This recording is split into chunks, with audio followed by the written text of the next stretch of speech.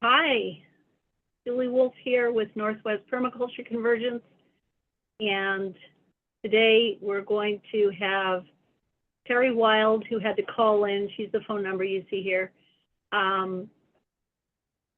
give us a talk on New Earth Etiquette, interviewed by Jan Spencer here. And this is a part of an offering from NWPCC, where the second C hopefully means community. Northwest Permaculture Community wants to offer the ability to get the word out about what it is that you're doing, whether it's an event, whether you want to give a talk via our speaker series. There's an application. I always send it in the newsletters. It's also on the website that you can fill out to be a speaker. We can promote your event with enough advance notice if you send us an email to do so, and you can also get on our calendar. Additionally, we're also able to do little short interviews of you and to basically short invite in videos to help you invite people to whatever it is that you're doing, whether it's here as a speaker where you'll be interviewed or give a talk, or whether it's about an event that you're promoting. We are happy to promote your events in our newsletter, our website, our YouTube channel, our Zoom, and all of that is a part of the program. So just get in touch with us. northwestpermaculture.org has a contact form. It has a speaker page, a calendar page, so you can get in touch with us easily. And we're back. We did the speaker series in 22 and 23, and this is our first speaker, Terri Wilde, on the phone here, since we gave it a break sometime last year. We stopped, put on the convergence. So take it away, Jan. Jan Spencer is our interviewer tonight, and I should have a better introduction to, what is your website, Jan? Suburban. My website is suburbanpermaculture.org. Yeah. Okay. All right. Let's get started. Thanks, Julie. And thanks, Terri, for being here. I am going to do a little screen share here so we can see Terri. Yeah, sorry about the technical difficulties. There's Terri. Yes. Okay. Terri, well, let me just say a few things here. I've had a good look at Terri's website. She has a very, very nice website. Terri is a gardener, a permaculturalist, an herbalist, and a forager. And she has 35 years of experience with these different types of skills and activities. And she lives in the Skagit Valley. I just want to read a little bit from your website, Terri, just to give people a little bit of an orientation about what we're going to be doing here from your website. This is quote from Terri's website. We are at a crossroads. We must try to turn towards ways of living that support the web of life on Earth. We endeavor to transform the economy and to embrace the absolute necessity of encouraging the culture of life. That's pretty ambitious, but it's completely appropriate. We need to be doing that. Terri, the first question I want to ask you is just give us a little bit of an overview of what is Viva Culture. What's your project? Yeah, we're part of the grand experiment here in finding regenerative agriculture practices that work and alternate communities makeup. And, I feel like we're a big part of trying to figure that out. We're on 12 acres and in western Washington now, up the Skagit River Valley, and growing food, and we're hosting an apprenticeship program this summer. Inviting people. It's also on that website, vivaculture.org. If anyone wants to boot it up, there's a section about the apprenticeship program, and there's also a little section about this topic this evening about Earth Etiquette, which has come about because I think it's good for us to be conscious of, there's like some deep-seated things that we need to change in just our ways of being and our ways of looking at the world. And a lot of it is embedded in this, ideas of etiquette and ideas of what's polite and the ways to do things. And with an analysis with a permaculture lens, we start to question some of these practices and start bumping up against an aesthetic that may not feel comfortable with our permaculture practices. So I wanted to bring that more to light and to be more conscious about that and dig a little deeper about what are the ways that we can just change our daily activities that's going to get us more in alignment with Earth health. To sum it Sure, up. sure. Can you give us some of those actual Earth etiquette actions? I've read the list myself. It's a pretty long list. We don't need to do the entire list, but let's do a little bit of that. Right. Tell us a few of your favorites and what does it mean? Give us the title of the act and then a little bit about that. Yes. Well, it kind of first came up when we were laughing about, the Clean Plate Club, and that, licking your plate, which is a totally, offensive etiquette activity.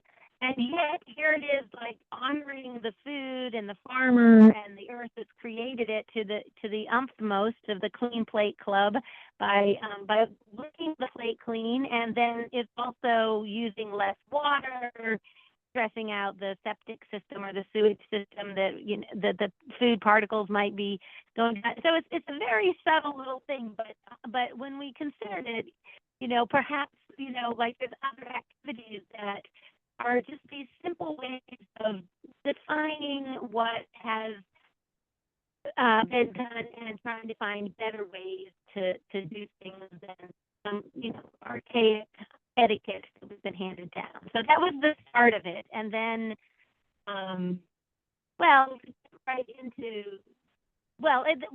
first let's talk about permaculture practices. So if you practice permaculture, you probably know about this, Jan, in a city, then your gardens are going to look a little different than your neighbor's mowed lawn. Your yard is going to have diversity of species. They may not be in neat rows. They won't have dirt in between them. They'll be mulch, or they'll have lots of plants growing, so there isn't really bare dirt anywhere.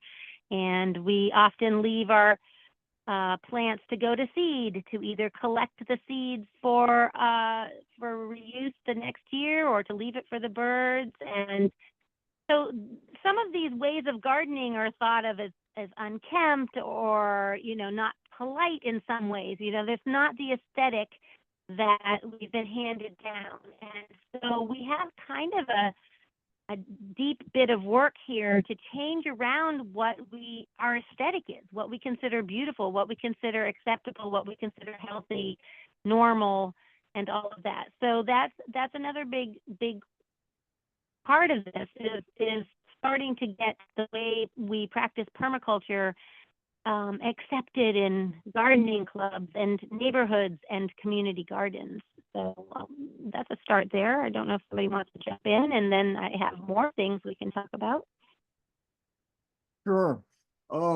You mentioned in your website, I've seen you use the term paradigm shift, and what you're describing there to get these kinds of different ideas accepted by the broader community, that is a part of paradigm shift, is to change the way we think, to a large degree, our values, our deals, what is our society is about. What do you consider to be, what would be the goals of your society when these kinds of etiquettes become more commonplace and accepted? What's the goal? What would you like to see happen in your ideal world? What are you working towards? Right, good question. Well, honestly, we need desperately right now is to change our values to honor that which is going to promote life and diversity. And right now we have an economy that is about extraction and it's about exploitation, and that's what's rewarded in our economies with financially. But we need to really change what our value system is so that we start to respect and we start to, have an economy that reflects activities that are going to enhance our ability to continue on as a species and with other species, things that are going to protect the water and keep the forest standing and all of this stuff, and figure out a way to do agriculture that is truly sustainable and regenerative and can be something that can carry on. And we all know the challenge that we're up against with industrial agriculture and the soils and the disappearing and the waters becoming contaminated. And so we're trying to change our whole paradigm. I mean, this is not just me and etiquette. This, of course, is the permaculture and just a lot of ways of thinking, but we're all little parts of this cog of turning this way that we exist on this planet into a way that we can continue to exist on this planet. So it's a big challenge, and I think it might start with little things. Sure. So There's a term that I think people who have an ideal in the realm of permaculture, but also what we might consider to be mainstream people, there needs to be some kind of an overlap of understanding terminology between different worldviews. And a term that probably just about everybody knows is ecological footprint. How would you describe to a person who we just might say is a fairly mainstream but open-minded person, and they say, well, what do you mean? How would that affect my ecological footprint? What would you say to that person? right. I mean, I think that's what we're talking about is to think about how we do things. So transportation is a big part of that. Not flying in planes if that's possible, taking public transit so that we can create and use and enhance actual public transit systems, carpooling if you have to use a car, never driving alone unless it's an emergency, using bikes. I mean, there's a whole realm of how we can get around. Trains are better than individual cars. So there's that realm of the footprint. There's how we eat, growing our own food locally right near us, supporting local farmers markets, or food that has not traveled very far, organic farmers, regenerative farmers. Paying attention to these little details in our lives about how we live is what we're talking about when we're our ecological footprint, and ways that we heat our houses and stay warm and comfortable, and taking vacations locally, or staying at home and relaxing instead of flying somewhere for 2 weeks. I mean, there's just lots of little ways that we can change how we live our lives to lessen that ecological footprint, if you want to use that terminology. Sure. Yeah, those Yes, are all. thanks for bringing that up, Ken. Yeah, there's lots of choices people can make to reduce those ecological footprints. So you have been accumulating this experience for over 35 years. And how would you describe in your life, what were the experiences? Who did you meet? Did you have a mentor? Did you read something? Did you have a flash of inspiration? How is it that you made your way to your ideals and your values now? You probably weren't learning these kinds of what your interests are now in grade school or junior high. I didn't hear any of that information when I grew up.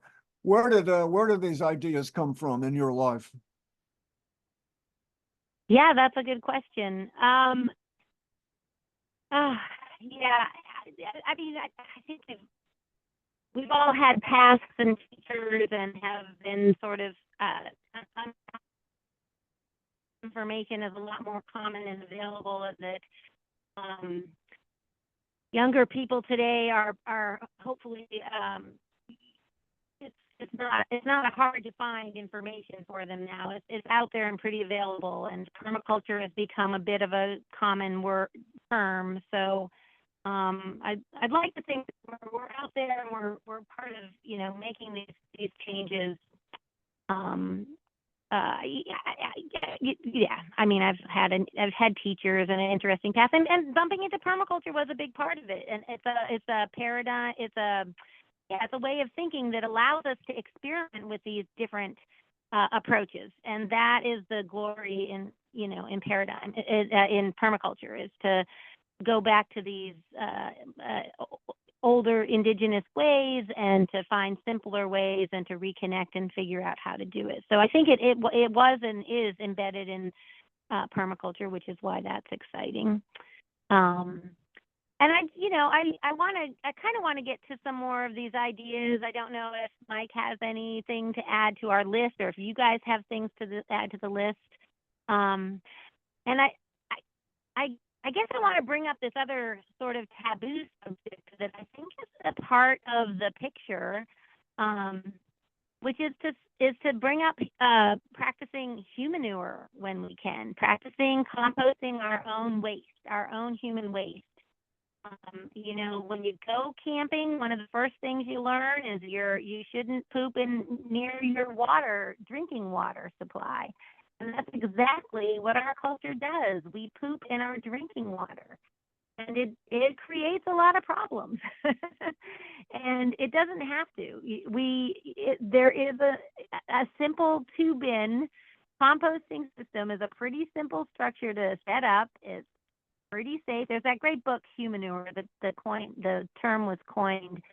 I forget the author's name, but you can find it. And he does a lot of research, and it gives a bunch of information about how to build it. But basically, you can just get a 2-pile system and set up a nice little pooper on top of it, and we can break down our human waste without sending it into the drinking water, without sending it off for somebody else to worry about in a sewage system that gets treated by microbes, mixed with whatever industrial waste, and then dumped into whatever the water is nearby. Or the solids are useful if they're not mixed with industrial waste, which is the problem that they're having now with trying to sell the solids that come out of sewage treatment, is toxifying fields because it's mixed with industrial waste and all the chemicals in there. So we don't have to be involved in that folly. We can do this locally. I know a lot of people. I am rural. It is admittedly easier to do rurally, but I do know I have friends in the city that have a nice little 2-bin system in their backyard, and we it's stopped hearing possible. Terri. Oh no! Can you hear me now? Yeah, I can hear you. Oh, okay. Okay, great. So, anyways, yeah, it's a great resource, and it's possible. So that's one of the ideas that I wanted to get out there, of a little paradigm shift to consider. Are you acquainted with a place in Portland called Kailash Eco Village? I'm wondering if that's the one that I've seen a video about, but yeah, tell me more. Kailash Eco Village is in southeast Portland. I don't live in Portland myself. I live in Eugene. But Kailash Eco Village is home to about 50 people. It's an awesome story about how that place came into being. They've got a great website, kailasheecovillage.org.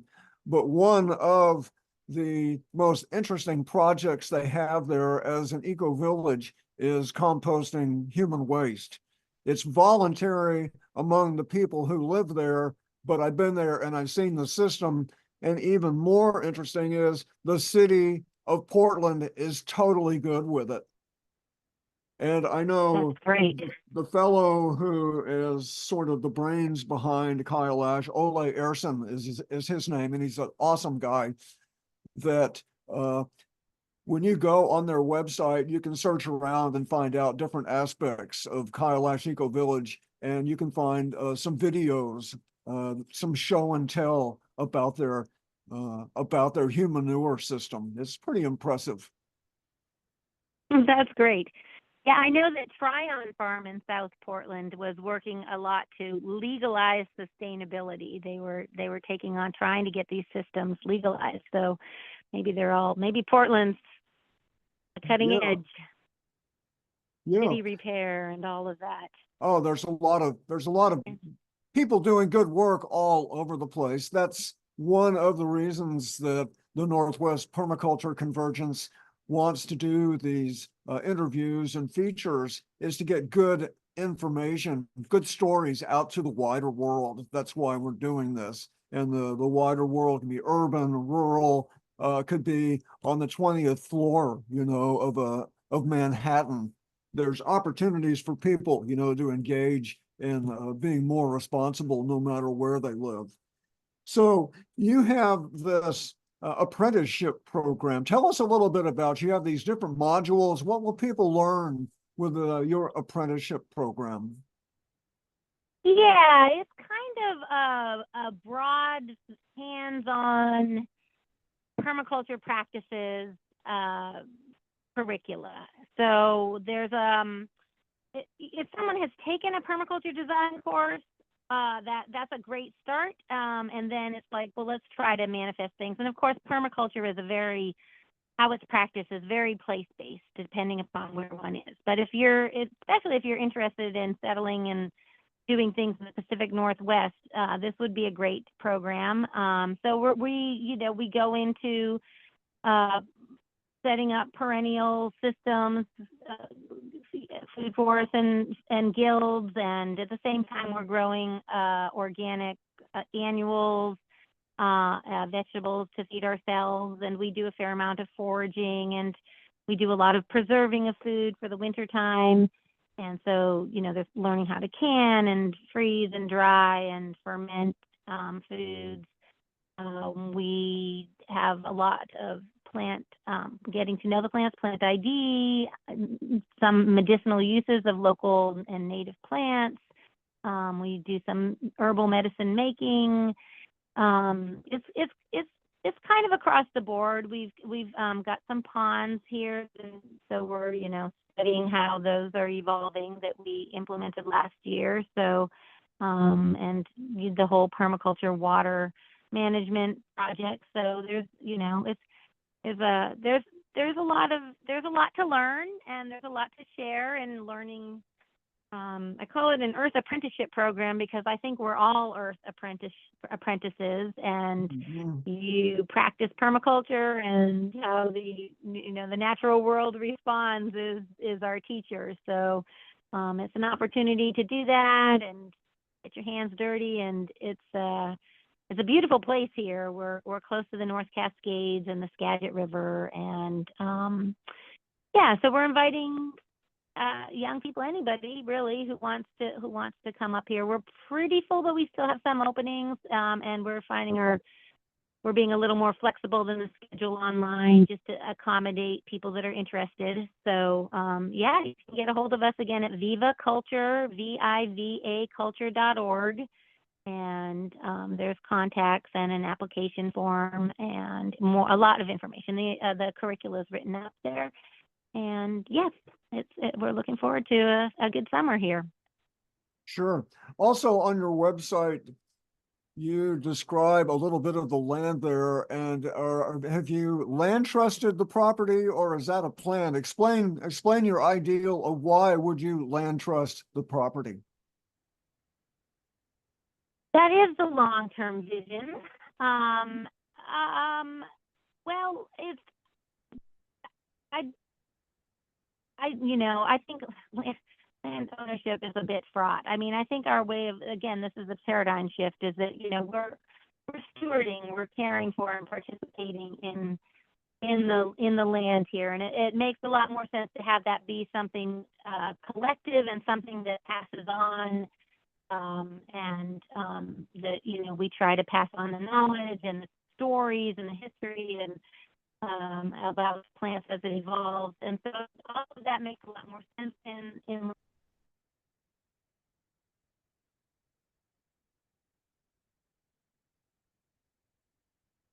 Terry, are you there?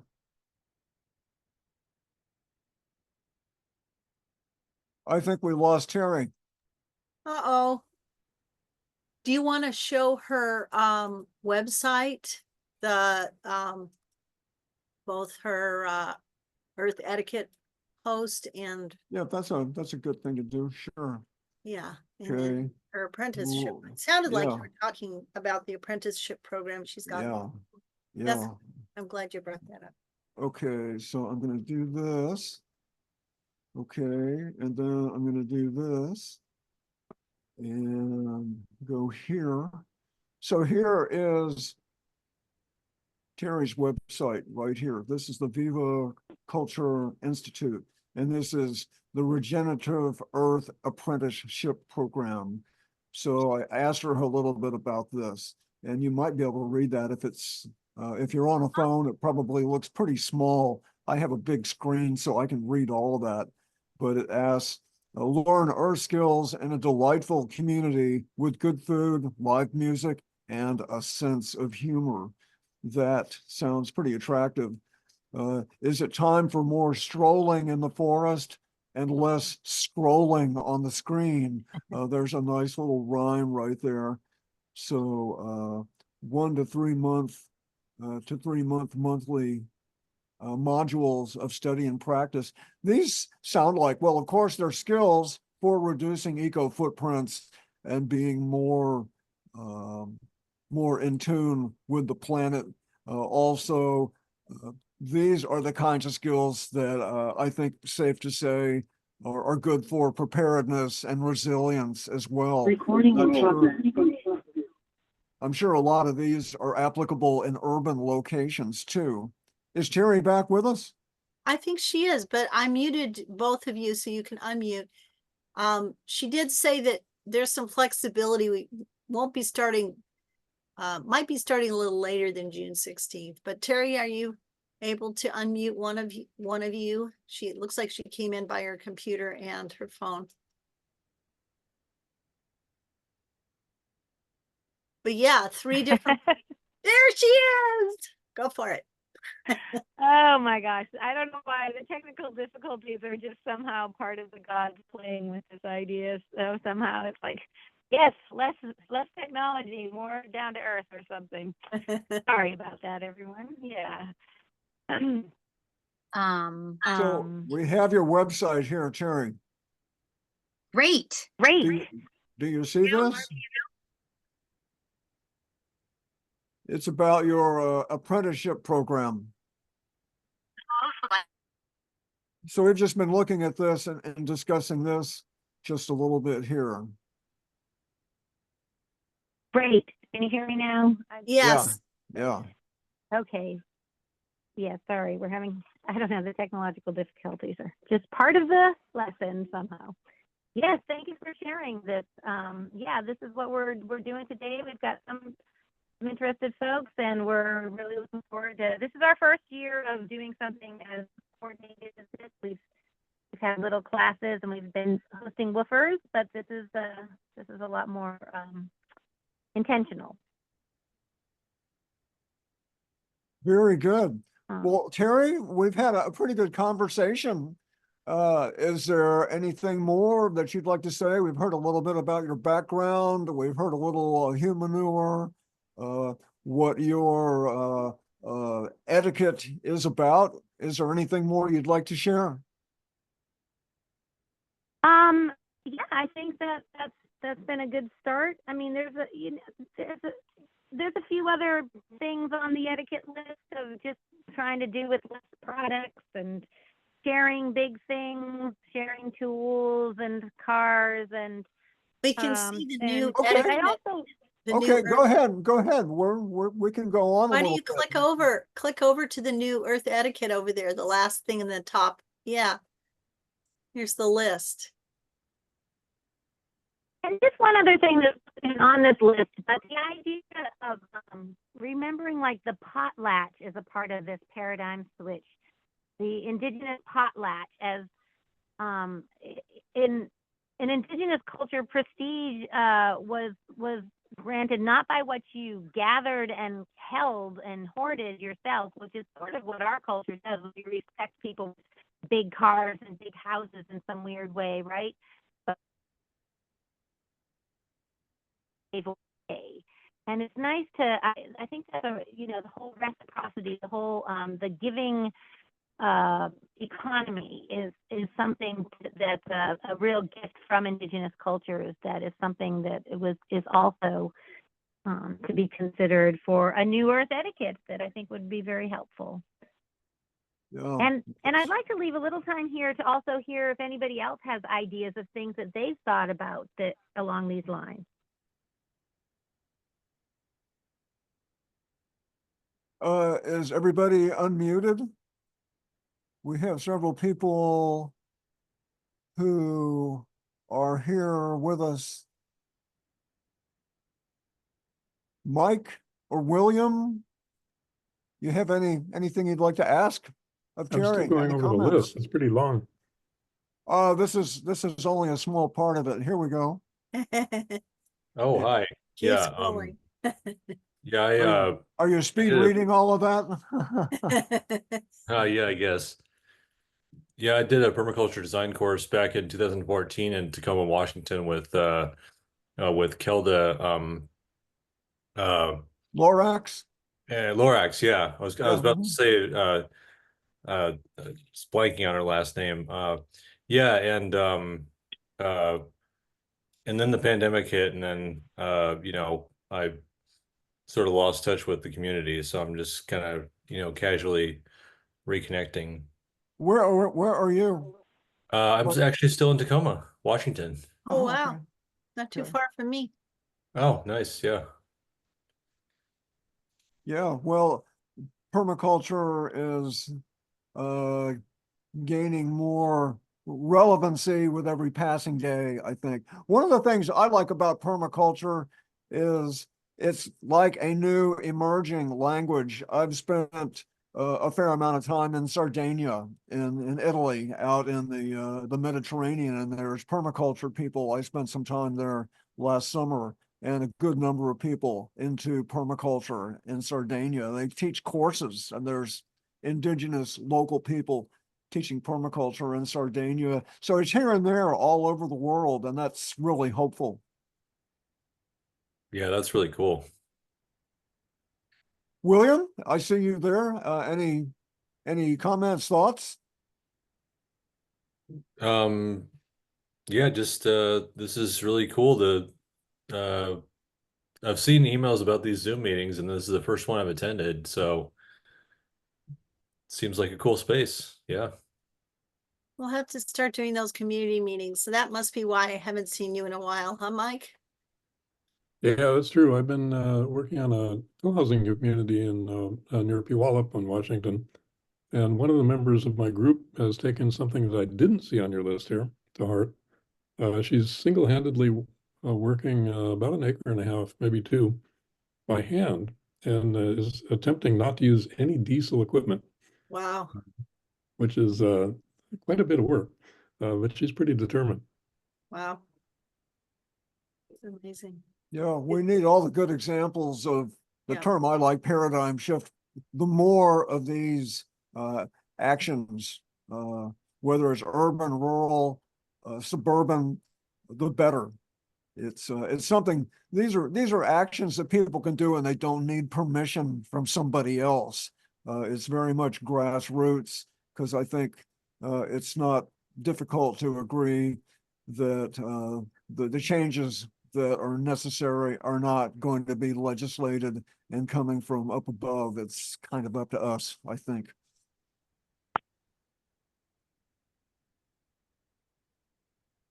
And people taking really nice initiative like Terri. Terri, are you there? Yes, I think I am. Can you hear Yeah, me? yeah. Yes. When you do Great, your yeah. apprenticeship and your programs there at your property in the Skagit Valley there, are you doing all this, or you have other people who are part of the instruction as well? it, there's a bunch of projects that are nearby. There's some folks running an organic farm that I used to work on that we passed it on to the next generation, and then there's several other close by permaculture homestead projects. So we're going to be checking all those out and going and getting getting input from local people that are doing these types of activities. So it's going to be a mix. Yeah. Yeah, so I saw on your website that part of this program is doing field trips to go places and see what other people are doing nearby. That's what you're talking about. You're going to go to some of these other farms. Exactly, and see their Like practices Inspiration and Farm. some of their interests. Like Inspiration Farm is a great permaculture Brian farm, right? Kirkland. Yeah. Yeah, well, Yeah. we need to And we know. have Feral Farm and Forest Farmstead and Long Hearing Farm. And then actually the Rodale Institute just was given Cascadian Farm up here. So they're doing their research center right up the road from here. So we're going to check in and see what they're doing.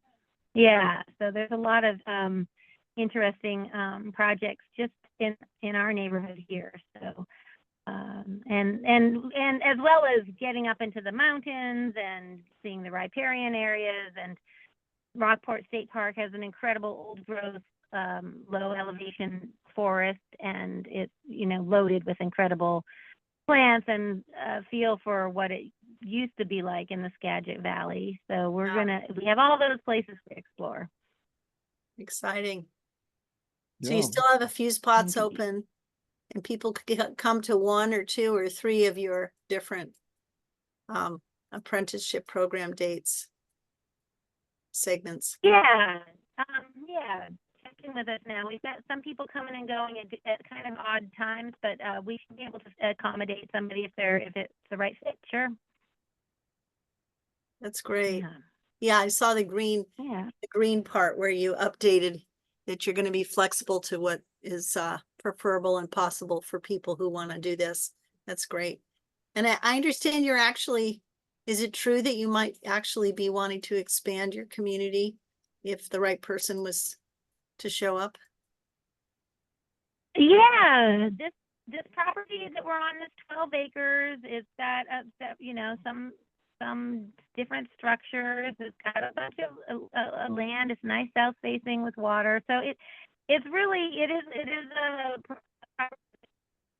hold a small community nicely, and it has a small community here, but there's potentially room for other people to live here and be a part of the dream. And like I was cut off talking about, turning it into a land trust at some point, and trying to have this be a collectively held and permaculture stewarded property. That'd be awesome. So we'll see. Yeah, that's the dream. Any other last thoughts from anybody on the call? What you'd like to see more of these, or would you like to meet in person? Should we have a tour of Washington this year and Oregon next year? Permaculture sites and people. That sounds great.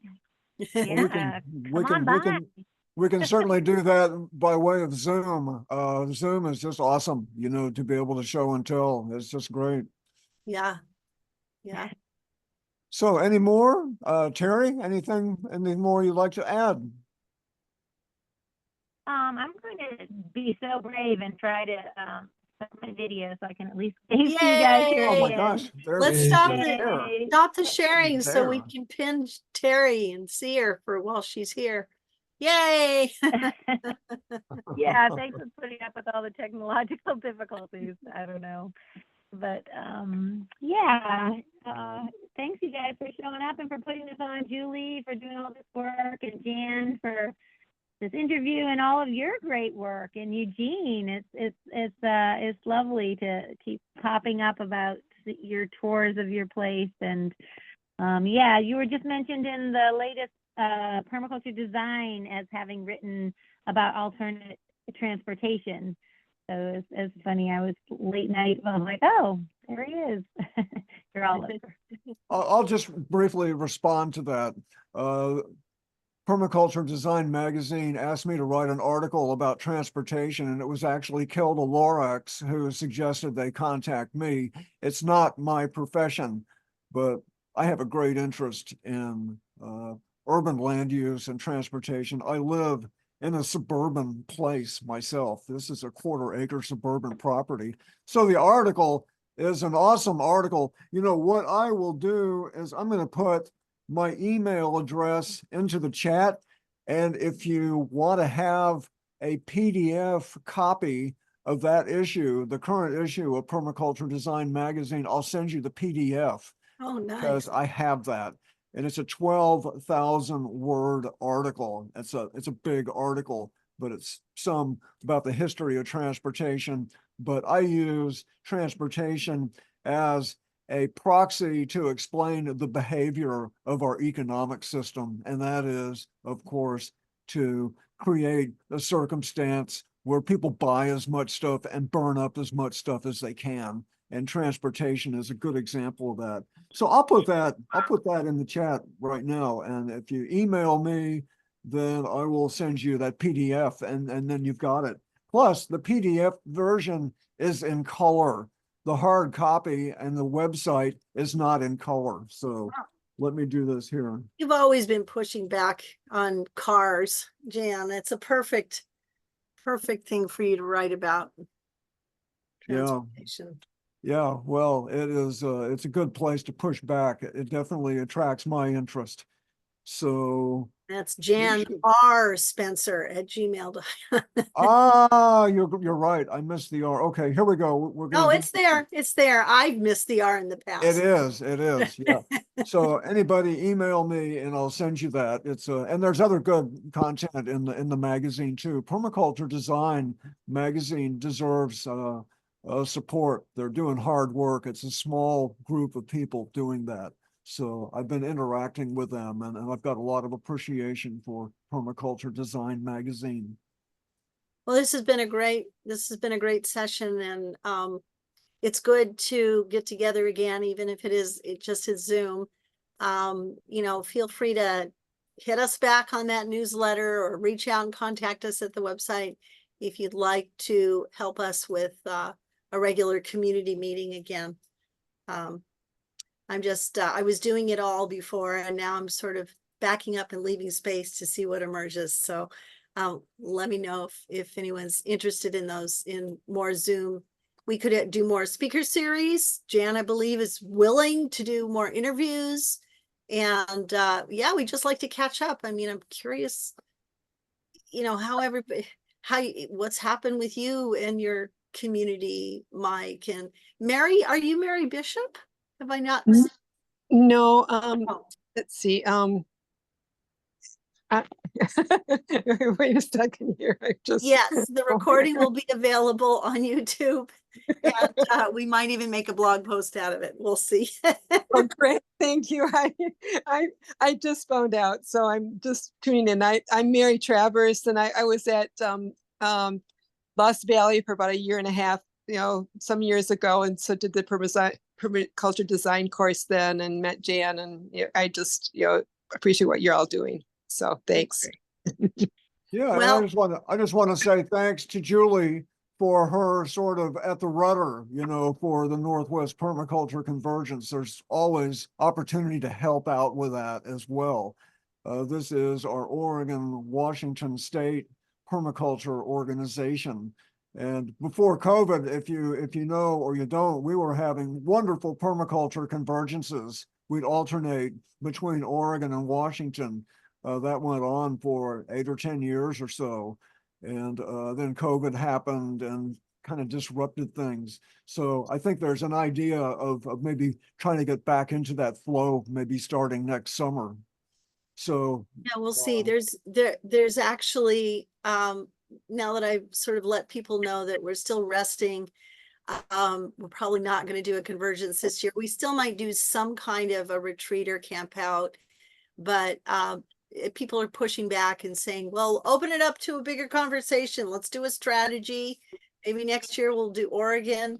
And if anybody's interested, I'll try to reach out on the newsletter or the website or Telegram or somewhere to let you know if we do a big strategy session to see if we can plan something easy, doable, and fun and community building. That would be great. Yeah. Very good. Final thoughts. Thank you so much, Terry. It was Yeah, awesome. thanks, Terry. Thank Glad we you could so see you. much. Thanks everybody for showing up. I appreciate I'm it. glad I caught the end of this.